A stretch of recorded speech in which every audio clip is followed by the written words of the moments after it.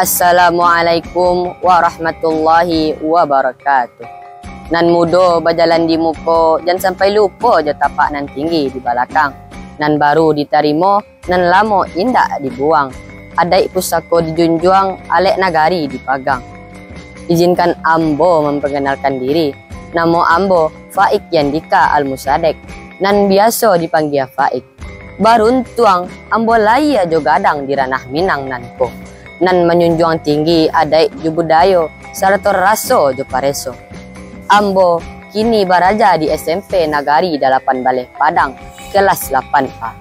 Motivasi ambo ikut lombago karena ambo ingin menambah pengalaman baru, melatih kepercayaan diri, serta ingin membuktikan bahwasanya generasi muda Minang kini kok masih menyimpan semangat adai.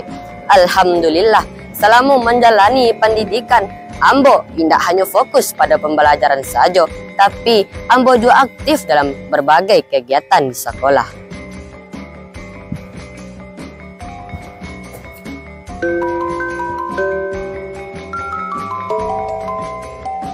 Ambo yakin bahwasanya prestasi bukan hanya dari nilai kelas saja, tapi dari sikap sopan santun, jo prestasi-prestasi dalam sosial jo budaya.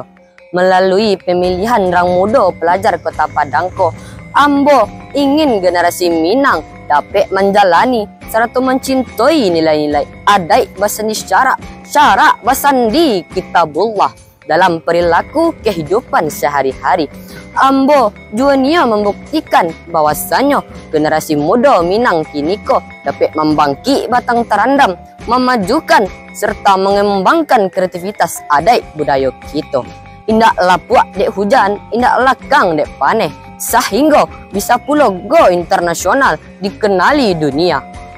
Panutik kata ambo iringi jo pantun, bunga mawar dalam jambangan, harum semerbak dalam ruangan. Cukuplah diri denai perkenalkan, semoga elok di hati nan mendengar. Wabila taufik wal hidayah, wassalamualaikum warahmatullahi wabarakatuh.